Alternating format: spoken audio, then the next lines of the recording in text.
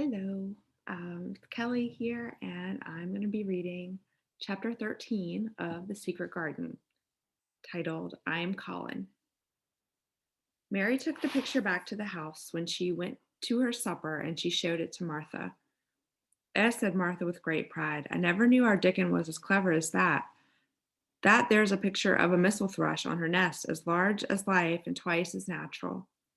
Then Mary knew Dickon had meant the picture to be a message. He had meant that she might be sure he would keep her secret. Her garden was her nest, and she was like the missel thrush. Oh, how did she like that queer common boy? She hoped he would come back the very next day, and she fell asleep looking forward to the morning. But you never know what the weather will do in Yorkshire, particularly in the springtime. She was awakened in the night by the sound of rain beating with heavy drops against her window. It was pouring down in torrents, and the wind was wuthering round the corners and in the chimneys of the huge old house. Mary sat up in bed and felt miserable and angry. The rain is as contrary as I ever was, she said. It came because it knew it did not want it. She threw herself back on her pillow and buried her face. She did not cry, but she lay and hated the sound of the heavily beating rain. She hated the wind and its wuthering. She could not go to sleep again. The mournful sound kept her awake because she felt mournful herself. If she had felt happy, it probably would have lulled her to sleep. How it weathered and how the big raindrops poured down and beat against the pane. It sounded just like a person lost on the moor and wandering on, crying, she said. She had been lying awake, turning from side to side for about an hour, when suddenly something made her sit up in bed and turn her head towards the door, listening. She listened and listened. It isn't the wind now, she said in a loud whisper. That isn't the wind. It's different. It's that crying I'd heard before. The door of her room was ajar, and the sound came down the corridor, a far-off, faint sound of fretful crying. She listened for a few minutes, and each minute she became more and more sure. She felt as if she must find out what it was. It seemed even stranger than the secret garden and the buried key. Perhaps the fact that she was in a rebellious mood made her bold. She put her foot out of bed and stood on the floor. I'm going to find out what it is, she said. Everybody is in bed, and I don't care about Miss Medlock. I don't care. There was a candle by her bedside, and she took it up and softly went out of the room. The corridor looked very long and dark, but she was too excited to mind that. She thought she remembered the corners she must turn to find the short corridor with the door covered with tapestry, the one Miss Medlock had come through the day she lost herself. The sound had come up that passage, so she went on with her dim light, almost feeling her way, her heart beating so loud that she fancied she could hear it. A far-off, faint crying went on and led her. Sometimes it stopped for a moment or so and then began again. Was this the right corner to turn? She stopped and thought. Yes, it was. Down this passage and then to the left and then up two broad steps and then to the right again. Yes, there was the tapestry door. She pushed it open very gently and closed it behind her, and she stood in the corridor and could hear the crying quite plainly, though it was not loud. It was on the other side of the wall at her left, and a few yards farther on there was a door. She could see a glimmer of light coming from beneath it. The someone was crying in that room, and it was quite a young someone. So she walked to the door and pushed it open, and there she was standing in the room. It was a big room with ancient, handsome furniture in it. There was a low fire glowing faintly on the hearth, and a nightlight burning by the side of a carved four-posted bed hung with brassard. And on the bed was lying a boy crying fretfully. Mary wondered if she was in a real place or if she had fallen asleep again and was dreaming without knowing it. The boy had a sharp, delicate face the color of ivory, and he seemed to have eyes too big for it. He also had a lot of hair which tumbled over his forehead in heavy locks and made his thin face seem smaller. He looked like a boy who had been ill, but he was crying more as if he were tired and cross than if he was in pain. Mary stood near the door with her candle in her hand, holding her breath.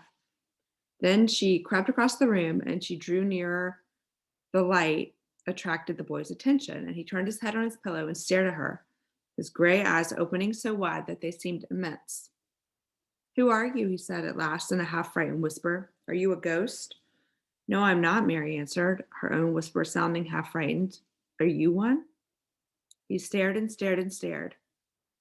Mary could not help noticing what strange eyes he had. They were agate gray, and they looked too big for his face because they had black lashes all around them. No, he replied after waiting a moment or so. I'm Colin. Who is Colin? She faltered. I'm Colin Craven. Who are you?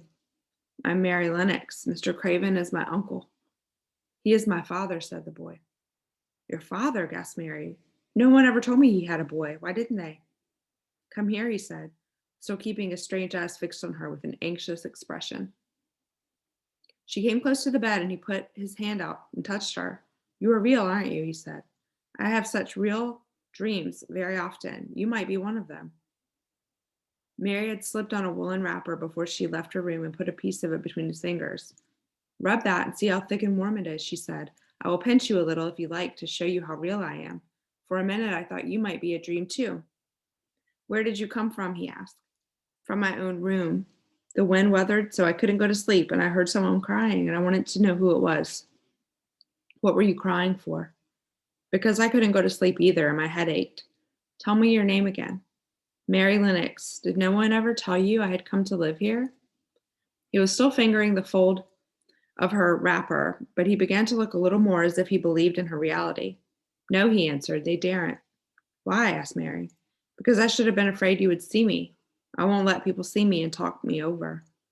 Why? Mary asked again, feeling more mystified every moment. Because I'm always like this. I'm ill, having to lie down. My father won't let people talk me over either. The servants are not allowed to speak about me. If I live, I may be a hunchback, but I shan't live. My father hates to think I may be like him. Oh, what a queer house this is, Mary said. What a queer house. Everything is kind of secret. Rooms are locked up and gardens are locked up. And have you been locked up? No, I stay in this room because I don't want to be moved out of it. It tires me too much. Does your father come and see you? Mary ventured. Sometimes, generally when I'm asleep. He doesn't want to see me.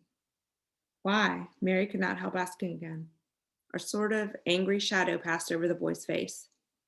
My mother died when I was born, and it made him wretched to look at me. He thinks I don't know, but I've heard people talking. He almost hates me. He hates the garden because she died, said Mary, half speaking to herself. What garden? The boy asked. Oh, just a garden she used to like, Mary stammered. Have you been here always? Nearly always. Sometimes I've been taken to places at the seaside, but I won't stay because people stare at me. I used to wear an iron thing to keep my back straight, but a grand doctor came from London to see me and said it was stupid. He told them to take it off and keep me out in the fresh air. I hate fresh air and don't want to go out. I didn't when first I came here, said Mary. Why do you keep looking at me like that? Because of the dreams that are so real, he answered rather fretfully. Sometimes when I open my eyes, I don't believe I'm awake. We're both awake, said Mary. She glanced around the room with its high ceiling and shadowy corners and dim firelight. It looks quite like a dream. In the middle of the night and everyone in the house is asleep, everybody but us. We are wide awake.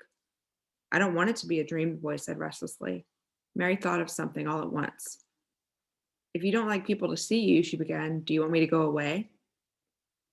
He still held the fold of her wrapper and he gave it a little pull. No, he said.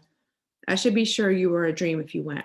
If you were real, sit down on that big footstool and talk. I want to hear about you. Mary put down her candle on the table near the bed and sat down on the cushioned stool. She did not want to go away at all. She wanted to stay in the mysterious, hidden away room and talk to the mysterious boy. What do you want me to tell you? She said. He wanted to know how long she had been at Misselthwaite.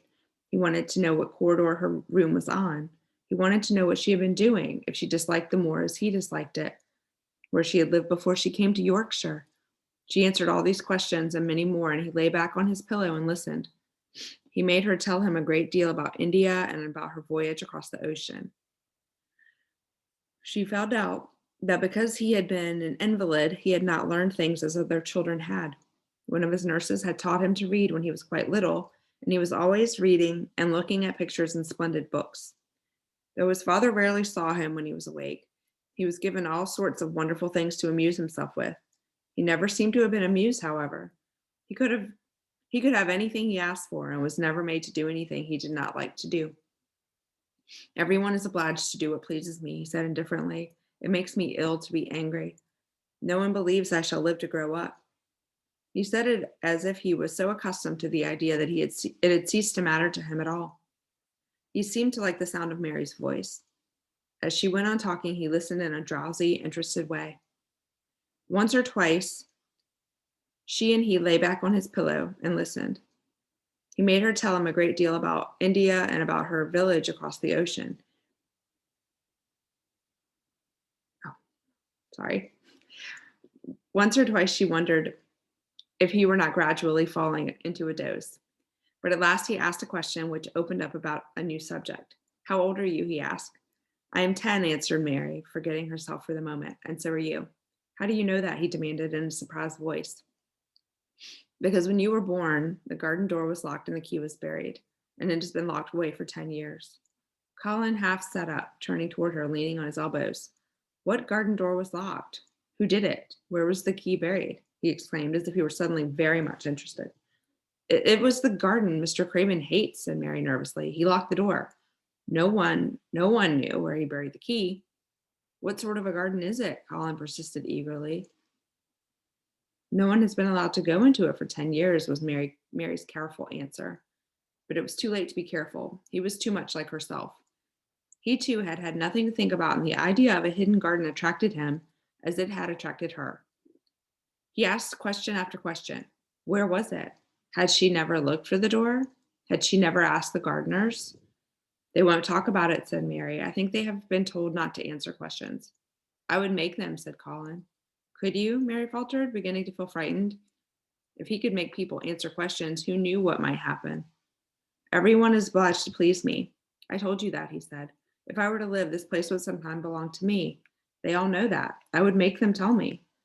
Mary had not known that she herself had been spoiled, but she could see quite plainly that this mysterious boy had been. He thought that the whole world belonged to him. How peculiar he was, and how coolly he spoke of not living. Do you think you won't live? She asked, partly because she was curious, and partly in hope of making him forget the garden. I don't suppose I shall, he answered, as indifferently as he had spoken before. Ever since I remember, anything I have heard people say, I shan't. At first they thought I was too little to understand, and now they think I don't hear, but I do.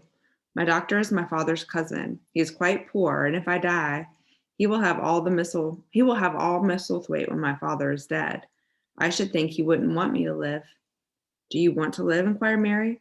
No, he answered, in a cross, tired fashion. But I don't want to die. When I feel ill, I lie here and think about it until I cry and cry. I've heard you crying 3 times, Mary said, but I did not know who it was. Were you crying about that? She did so want him to forget about the garden. I dare say, he answered. Let us talk about something else. Talk about that garden. Don't you want to see it? Yes, answered Mary in a quite low voice. I do, he went on persistently. I don't think I've ever really wanted to see anything before, but I want to see that garden. I want the key dug up. I want the door unlocked. I would let them take me there in my chair. That would be getting fresh air. I'm going to make them open the door. He had become quite excited, and his strange eyes began to shine like stars and look more immense than ever. They have to please me, he said. I will make them take me there, and I will let you go too. Mary's hands clutched each other. Everything would be spoiled, everything. Dickon would never come back. She would never again feel like a missile thrush with a safe hidden nest. Oh, don't do that, she cried out. He stared as if he thought she had gone crazy. Why? He exclaimed. You said you wanted to see it. I do, she answered, almost with a sob in her throat. But if you make them open the door and take you in like that, it will never be a secret again. He leaned still farther forward. A secret, he said. What do you mean? Tell me. Mary's words almost tumbled over one another. You see, she panted, if no one knows but ourselves, if there was a door hidden somewhere under the ivy, if there was, and we could find it, and if we could slip through it together and shut it behind us, and no one knew anyone was inside, and we called it our garden and pretended that we were missile thrushes and it was our nest, and if we played there almost every day and dug and planted seeds and made it all come alive. Is it dead? He interrupted her. It soon will be if no one cares for it, she went on. The bulbs will live, but the roses. He stopped her again, as excited as she was herself. What are bulbs? He put in quickly. They're daffodils and lilies and snowdrops. They are working in the earth now, pushing up pale green points because the spring is coming. Is the spring coming? He said. What is it like? You don't see it in rooms if you are ill. It is the sun shining on the rain and the rain falling on the sunshine, and things pushing up and working under the earth, said Mary. If the garden was a secret and we could get into it, we could watch the things grow bigger every day and see how many roses are alive. Don't you see? Oh, don't you see how much nicer it would be if it was a secret? He dropped back on his pillow and lay there with an odd expression on his face. I never had a secret, he said, except that one about not living to grow up. They don't know that I know that, so it's sort of a secret, but I like this kind better. If you won't make them take you to the garden, pleaded Mary, perhaps I feel almost sure I can find out how to get in sometime. And then if your doctor wants you to go out in your chair, and if you can always do what you want, perhaps we might find some boy who will push you, and we could go alone and it would always be a secret garden. I should like that, he said very slowly, his eyes looking dreamy. I should like that. I should not mind fresh air in a secret garden. Mary began to recover her breath and feel safer because the idea of keeping the secret seemed to please him. She felt almost sure that if she kept on talking and could make him see the garden in his mind as she had seen it, he would like it so much that he could not bear to think that everybody might tramp into it when they chose. I'll tell you what I think it would be like if we should go into it, she said. It has been shut up so long, things have grown into a tangle, perhaps. He lay quite still and listened while she went on talking about the roses which might have clambered from tree to tree and hung down, about the many birds which might have built their nests there because it was so safe. And then she told him about the robin and Ben Weatherstaff, and there was so much to tell about the robin, and it was so easy and safe to talk about that she ceased to feel afraid. The robin pleased himself so much that he smiled until he looked almost beautiful, and that at first Mary had thought he was even plainer than herself, and with his big eyes and heavy locks of hair. I did not know that birds could be like that, he said. But if you stay in your room, you never see things. What a lot of things you know. I feel as if you had been inside that garden. She did not know what to say, so she did not say anything. He evidently did not expect an answer, and the next moment he gave her a surprise. I'm going to let you look at something, he said. Do you see that rose-colored silk curtain hanging on the wall over the mantelpiece? Mary had not noticed it before, but she looked up and saw it. It was a curtain of soft silk hanging over what seemed to be some picture. Yes, she answered. There's a cord hanging from it, said Colin. Go and pull it. Mary got up, much mystified, and found the cord. When she pulled it, the silk curtain ran back on rings, and when it ran back, it uncovered a picture. It was the picture of a girl with a laughing face. She had bright hair tied up with a blue ribbon, and her lovely gay eyes were exactly like Colin's unhappy ones, agate gray and looking twice as big as they really were because of all the black lashes round them. She is my mother, said Colin complainingly. I don't see why she died. Sometimes I hate her for doing it. How queer, said Mary. If she had lived, I believe I should not have been ill always, he grumbled. And dare I say I should have lived too. And my father would not have hated to look at me. I dare say I should have had a strong back. Draw the curtain again. Mary did as she was told and returned to her footstool. She is much prettier than you, she said, but her eyes are just like yours. At least they are the same shape and color. Why is the curtain drawn over her? He moved uncomfortably. I made them do it, he said. Sometimes I don't like to see her looking at me. She smiles too much when I'm ill and miserable. Besides, she is mine and I don't want everyone to see her. There were a few moments of silence and then Mary spoke. What would Miss Medlock do if she found out that I had been in here, she inquired. She would do as I told her to do, he answered. And I should tell her that I wanted you to come here and talk to me every day. I'm glad you came. So am I, said Mary. I will come as often as I can. But, she hesitated, I shall have to look every day for the garden door. Yes, you must, said Colin, and you can tell me about it afterward.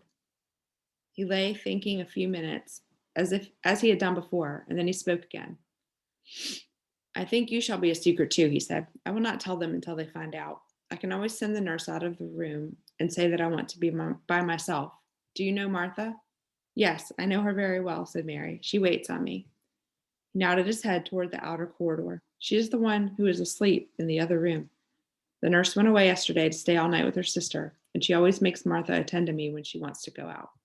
Martha shall tell you when to come here. Then Mary understood Martha's troubled look when she had asked questions about the crying. Martha knew about you all the time, she asked. Yes, she often attends to me. The nurse likes to get away from me, and then Martha comes. I've been here a long time, said Mary. Shall I go away now? Your eyes look sleepy. I wish I could go to sleep before you leave me, he said rather shyly. Shut your eyes, said Mary, drawing her footstool closer, and I will do what my Aya used to do in India. I will pat your hand and stroke it and sing something quite low. I should like that, perhaps, he said drowsily. Somehow she was sorry for him and did not want him to lie awake. So she leaned against the bed and began to stroke and pat his hand and sing in a very low little chanting song in Hindustani. That is nice, he said, more drowsily still.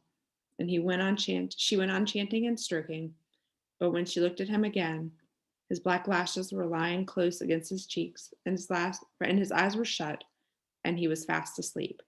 She got up softly, took her candle, and crept away without making a sound. And that's the end of the chapter.